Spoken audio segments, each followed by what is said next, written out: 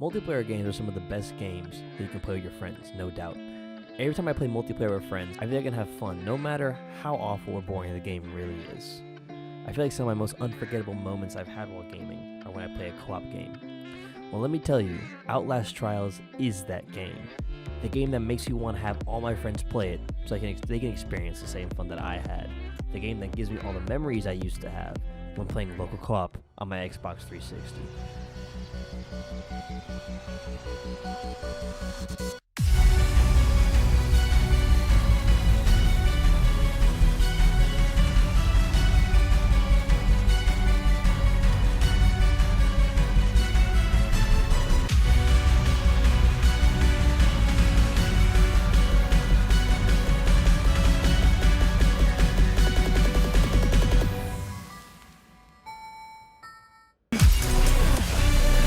The lady's here too! Okay, fuck. Okay, hold on. Okay. Over? Yep, over. I'm booking it, I'm booking it. Oh, fuck, I'm stuck. I'm out. Run! I got you. Wait. Oh!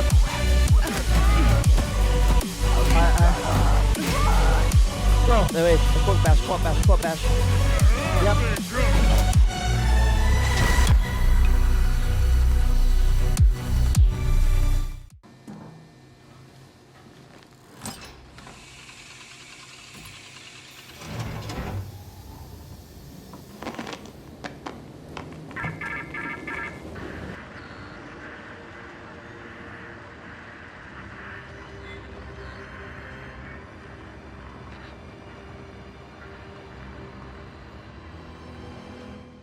Outlast was actually my first real horror game that I played, when Slade bought me a bundle that had Outlast 1 and 2 and forced me to play it.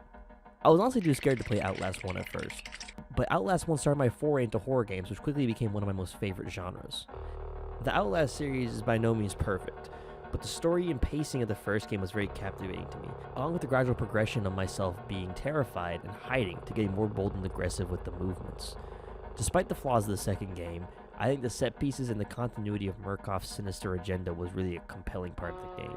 I mean, seriously, Outlast 2 has some of those beautiful settings I've ever seen in a horror game. And along with refining some of the game mechanics, it was truly a good sequel. If you haven't played either of the Outlast games and you love horror, I highly recommend it. You really are missing out. So when me and my friends heard that Outlast Trials was going to be a multiplayer experience, I think we were all pretty skeptical. Multiplayer horror usually is fun, but it takes any of the horror out of it because you can really offset any type of tension with jokes or just talking in general. I don't know where y'all Whose fault is that?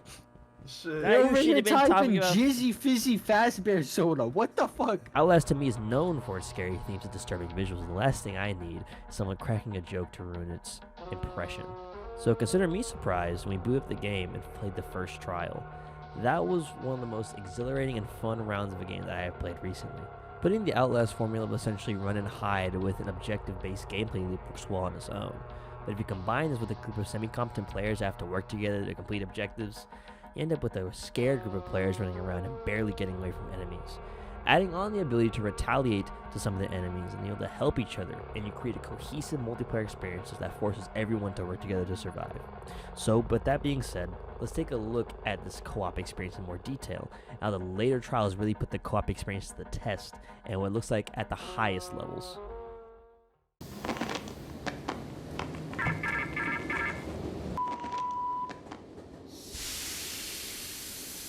The trials take on a simple yet engaging structure. You and up to 4 players are loaded into different game modes. The main trials, kill the snitch, grind the bad apples, and cleanse the orphans, are longer trials that have more complex objectives that are on average usually 30 minutes per trial. The other trials are side challenges that take place on unique maps that are derived from primary trials and usually take derivative objects from the main trials to complete. These usually take about 5 to 15 minutes depending on difficulty. The main trials I mentioned before are the bread and butter of the game, and I'll make you familiar with the different enemies you'll see throughout your playtime along with the different objectives. I don't want to spoil them for you because it's way more fun going in blind. If I tell you about the mechanics, it wouldn't nearly be as good of an experience. When you start playing, you will start with Kill the Snitch, taking place in a police station where the main goal is to kill the snitch. When you start, you'll probably have no idea what's really going on besides how to control the game and the basic premise of how the objectives work. You'll be familiar with the item system in the game, But mostly you are incapable of fighting off any of the enemies and you're relegated to running away as fast as humanly possible and hiding. As a co-op experience, this is amazing.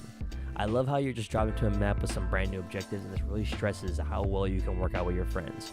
All you can do is hope that one of you doesn't get caught, and if you do, pray that someone has a bottle or a brick to knock over your grabbed friend. It's pure madness, and there's nothing more fun than just making fun out of having that first completion. As you progress, you'll get access to the rig system, which is where the real sense of cooperation comes to play. There are 4 different rigs that have different uses. First, we'll start off with the healing rig. It does exactly what it sounds like. It places a healing cloud that can bring back player health. This is a good kit for people who like playing risky or like playing as a support role. It allows you to take hits to secure objectives, but you don't want to rely on health kits, which can get pretty stingy in the higher difficulties. The X-ray rig lets you see enemies through walls, and with higher upgrades, lets you ping enemies by looking at them, recharge your night vision, and also let you see items that are around you. This is my personal favorite rig, and it's perfect for a player who values intel and playing cleanly without running into traps or enemies.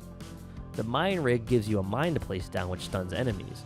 At higher upgrades, it lets the mine activate multiple times on one placement, and it can really help for zoning or helping teammates secure objectives that are highly contested by different enemies.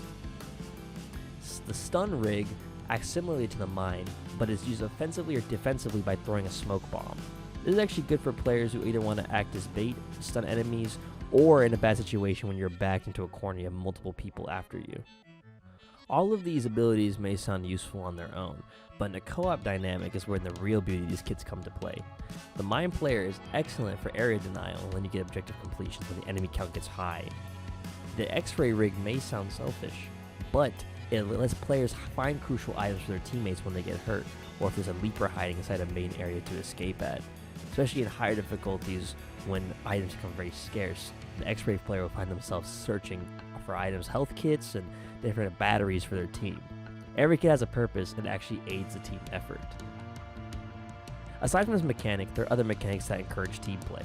Tapping the drop button allows for you to hold out your hand and offer an item to teammates, which is really essential on higher difficulties when items are not plentiful but enemies are. Sharing your items is more essential than keeping them for yourself. Many of the first level prescriptions, which act as perks, have the abilities to help grab or stun the enemies when they're about to get hit or executed. The exams are essentially the extra hard versions of the trials. When looking at the menu, you'll see some dots next to the later trials, and those are modifiers. These modifiers can be anything from more traps, to the main enemy being a one-hit down, to there being no objective markers on your screen where you have to figure out where all the items are to yourself. These exams are very challenging, and when an unprepared or underleveled team decides to tackle the trial, it's likely that they won't survive.